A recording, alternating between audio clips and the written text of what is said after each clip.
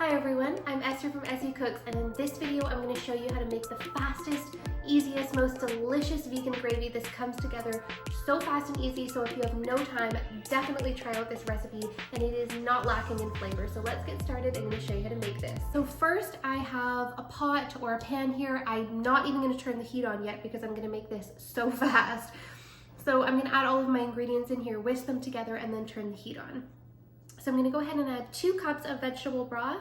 I used the chickenless broth just because I feel like it has such a delicious flavor. That's PC brand chickenless stock. And then I'm going to add in a tablespoon of soy sauce. I'm going to add in a teaspoon of onion powder. These are all pantry friendly ingredients, so it is just so easy to put this together. No chopping, nothing. Next, I'm going to put in 3 tablespoons of nutritional yeast. It sounds weird to put this in, but honestly, it does end up tasting so good. This, my husband said, tastes like a KFC gravy. So if you like the KFC gravy flavor, definitely try this out. Another super strange ingredient that we're putting in that adds a lot to the flavor is 3/4 of a teaspoon of Dijon mustard. And then next, to thicken up our gravy, we have a 1/4 cup of all-purpose flour. Now, if you want, you can easily substitute this for a gluten-free all-purpose flour and then just sub the soy sauce with tamari, and you can make this gluten-free. I've made it gluten-free before. It tastes just as good. You won't even tell the difference.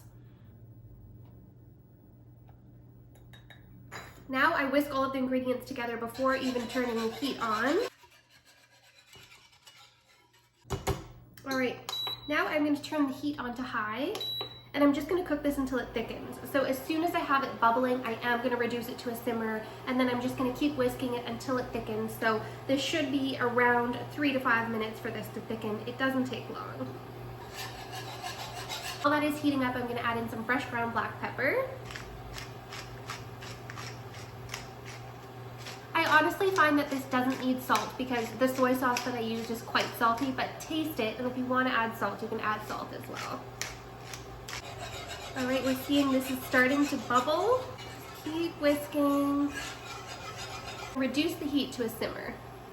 Now, if you want to take this gravy up a level, make it a little bit more decadent, because it's actually oil-free at this point. So if you do eat an oil-free diet, you can make this without oil, and it is actually quite tasty. You'd be surprised without oil.